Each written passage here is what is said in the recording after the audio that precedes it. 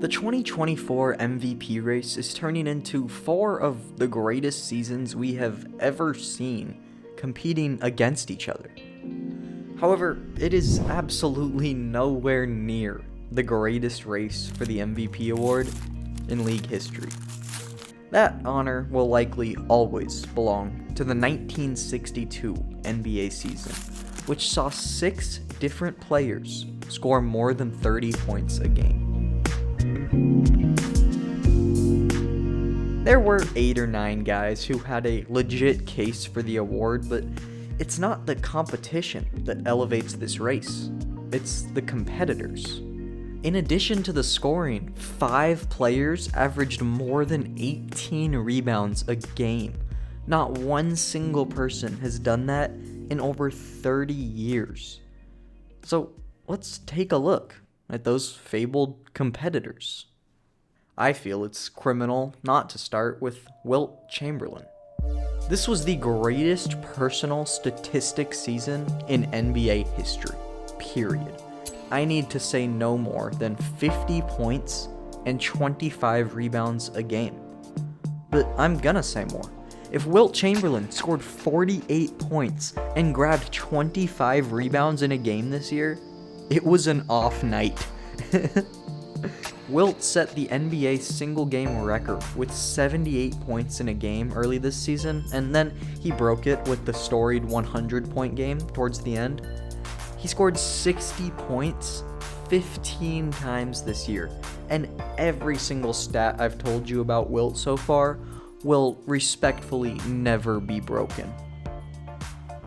Kobe Bryant, who holds second place in 60-point games, got there just 6 times in his whole career.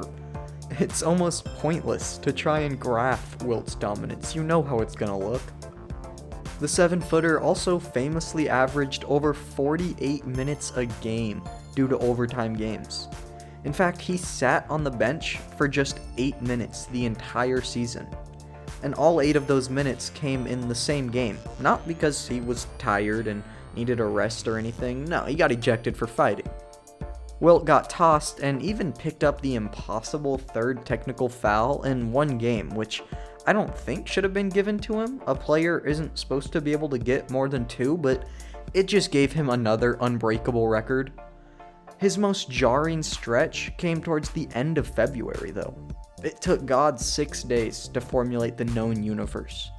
In his own 6-day period, Wilt Chamberlain put up 67, 65, 61, and 100-point games consecutively. With over 20 rebounds in each contest, this 4-game stretch belongs with the Bible. It sits among the 10 Commandments as the most powerful symbols ever put to paper. In less than a week time, Wilt Chamberlain played the greatest statistical 4-game stretch you'll ever see. The man doesn't have a lot of records. The NBA record books are just his personal autobiography. And after all that, guess what? He didn't win MVP. You're looking at your runner-up right now. Let's try another. Here's candidate number 2. Elgen Baylor is his name. Basketball was his game. Well, his part-time game. Elgen is a unique candidate here because the NBA was literally a part-time job for him this year. In 1962, Elgen Baylor, who was a member of the Army Reserves, was called into active duty in Washington. He was stationed on Fort Lewis and lived about 1,000 miles north of Los Angeles, where his basketball team played. So he could only play games when he was given a special weekend pass to leave by the U.S. Army. This tough situation resulted in Elgen Baylor only playing 48 out of 80 total games this year. But those 48 games, my goodness. The most points per game ever by a player not named Wilt Chamberlain at 38.3. Elgen played just 5 games this season with less than 30 points. How about rebounds? Have you ever seen a small forward grab 18 boards a game? You haven't, except Elgen Baylor in a different year. Remember, he's only 6'5". Now, it's hard to truly comprehend this season from Baylor. He was 12 points and 7 rebounds short of Wilt Chamberlain averages. That's a full, solid role player's worth of difference between their stats, yet it's still one of the top 10 greatest statistical seasons ever, somehow. I mean, 18 rebounds, that is 6 more than anyone is averaging right now, any center or big man. Now, if this was a room that we were in, there would be a rather large, trunk-possessing animal standing in it.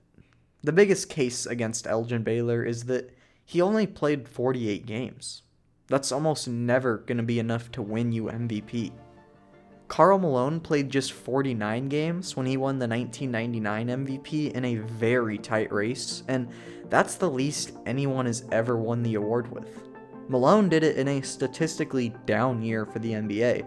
He averaged about 24 and 9. Elgen Baylor was trying to do it in the greatest numerical season in NBA history, while playing half the games. And he did an alright job at it.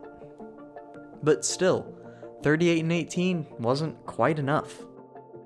Elgen Baylor as well played one of the greatest seasons, but came up short of the MVP. Okay, how about one more potential suitor for the trophy? Some may say Oscar Robertson had a solid year this year.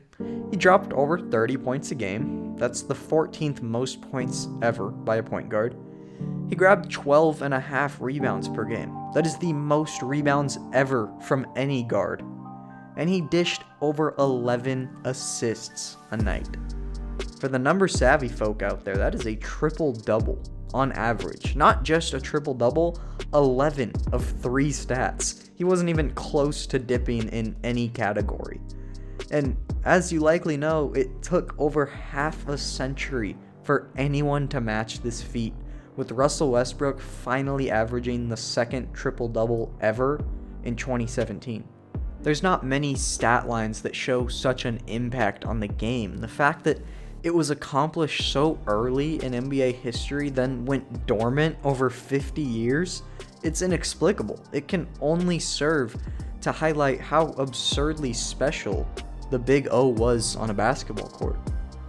But not quite special enough to win the MVP award.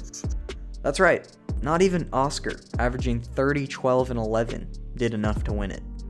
In fact, he came in at 3rd in the voting, behind Wilt Chamberlain and his 50 points a game, and just above Elgen Baylor's mostly forgotten dominance that earned him 4th place. Quite the 2-3-4 for the lineup, but if none of these were enough to win MVP, then what in Wilt's name beat them all? And not just them. There were multiple other guys who had seasons that likely win MVP in almost any different year. Bob Pettit finished 6th in the voting, while averaging 31 and 18. That sounds like a stat from the NBA in 2050, when everything's been inflated. This happened 60 years ago. Jerry West was 5th, just a casual 30 points, 8 rebounds, 5 assists a night. And the biggest travesty wasn't even on the list. Walt Bellamy was a rookie this season for the Chicago Packers. Gold star if you've ever heard of the Chicago Packers, by the way, but Walt averaged 31.5 points and 19 rebounds a game this season as a rookie. Why is he not on the list? Because Walt didn't receive a single MVP vote.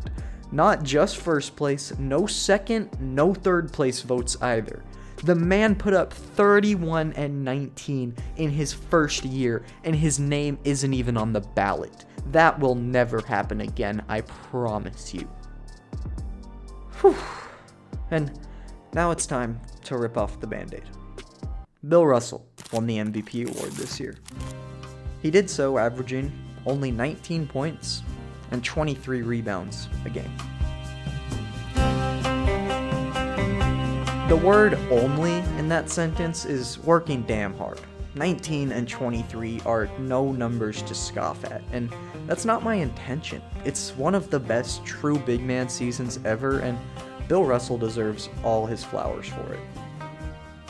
In fact, it's fitting that the greatest winner in NBA history won the highest level competition in NBA history, but how did he do it?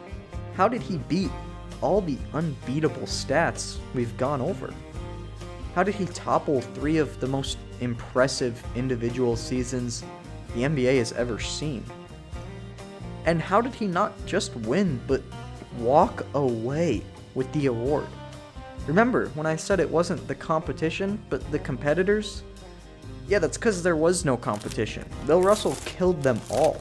No one was within 140 votes of him.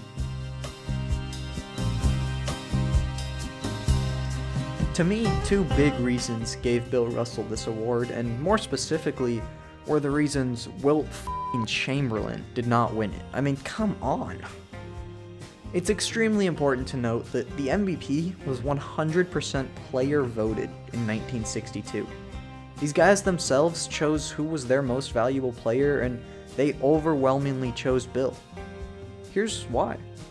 Bill Russell's Celtics finished the season with 60 wins and the best record in the league, and the success was evidently a very important factor for the MVP in the players' eyes.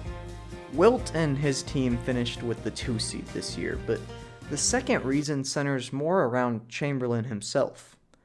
To put it bluntly, NBA players hated Wilt Chamberlain. They said they hated his one-man style of basketball, that he didn't play team first, and no one really wanted to play with him, that he was never going to win anything. Now, of course, that's what they said. I would say something too if I was getting 50 points hung on my head nightly. I don't think I would particularly get along with the person doing it either. In reality, I would say a mix of these 2 factors definitely had influence in these players not loving Wilt Chamberlain, and that showed up when they voted.